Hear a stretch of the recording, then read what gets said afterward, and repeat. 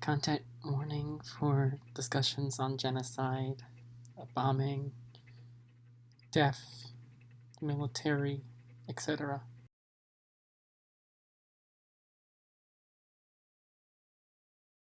May the 30th is a day marking the beginning of the end of what one could technically regard as springtime.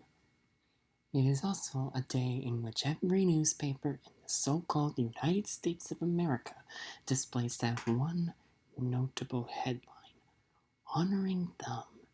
The pictures show crowds gathered around town squares and veterans' memorials to cringe their heads somewhat downward and pray for a bunch of murderers.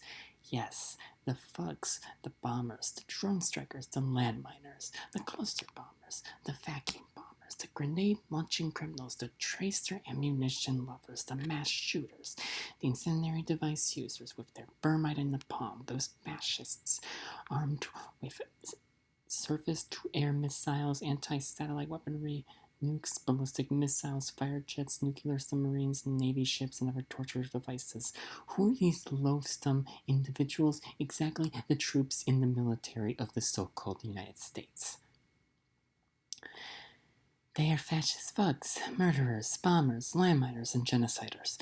They see Iraq, Iran, China, Russia, Serbia, Libya, Yemen, North Korea, Afghanistan, Sudan, Pakistan, Somalia, and Palestine, and many other countries as targets usable in target practice. Memorial Day.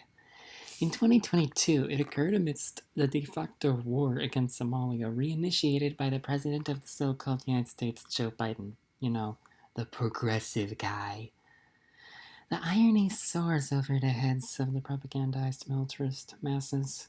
The masters tell us it is customary, nay, obligatory, to bow our heads as servile yes-persons to those brigades who died abroad and within this sinister empire.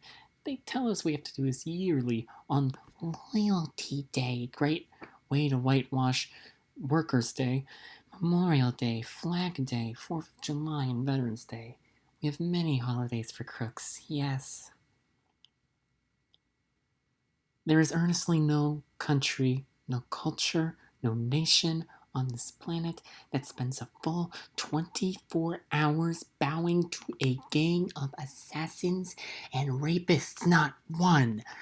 Only the Empire, the First World, the buggish world police officer renders such an absurd amount of time to respect to those who died for its misanthropy. It is not about morality, because if it was, we would mourn for the slaughtered Libyan, Iraqi, Iranian, Pakistani, Yemeni, Palestinian, Sudanese, Somalian, Albanian, Serbian, Vietnamese, Laotian people, and all others murdered by the military of the so-called United States.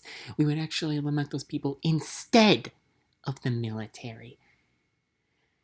We nevertheless mourn the law breakers who shot the first bullet. This is not about morality. It never was about morality. It is about imperialist, colonialist, militarist, American exceptionalist, white nationalist, and xenophobic terror.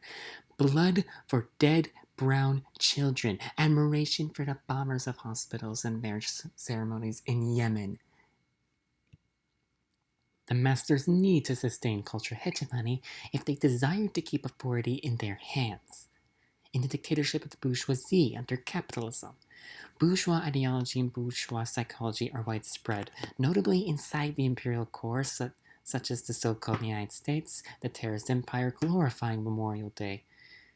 Those masters forewarn the masses, even dissenters, that disrespecting troops on the day upon which they lament their dead assassins is merely irrational and warrants censure. How could you dare criticize the military on the day that we honor them for dying for this country?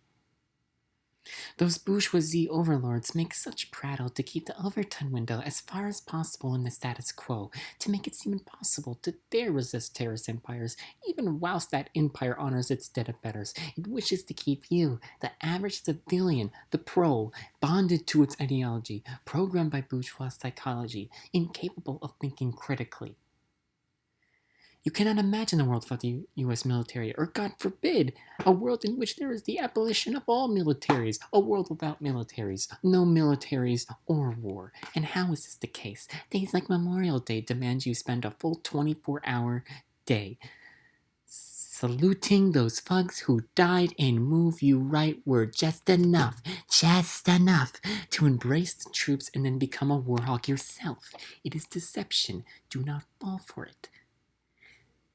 Tell this to yourself every night, that the bourgeoisie warhawks tell the masses to respect the troops, and that what is earnestly occurring is the slow and subtle normalization of militarism, genocide, warhawkism, and the covert pulling of the Overton window yet further into the realm of the far right. The military of the so-called United States is a terrorist organization. It functions to murder whosoever stands in its path. It committed genocide in Iraq twice, and in Lebanon, Syria, former Yugoslavia, Afghanistan, Laos, Vietnam, Cambodia, Panama, and Libya via war. It committed genocide in Iraq, Afghanistan, Libya, former Yugoslavia, Cambodia, Vietnam, Syria again, and Pakistan, Somalia, and Yemen via drone strikes. It committed genocide against Japan via nuking. It invaded Panama, Haiti, and the Dominican Republic, amongst other countries. It landmines, and it cluster bombs, and it vacuum bombs, and the list goes on and on indefinitely. It is not democratic, and it does not fight for freedom. It fights to kill, bomb, torch, rape, and spy. All troops, every single one, every veteran, even your fucking father, are terrorists and murderers. It is utterly wrong to mourn the dead terrorists, and the entire military of the so-called United States needs to collapse and face immediate abolition. Its point, again, is not for democracy, it is for murder. War is a racket, and they are the racketeers. Simple as that.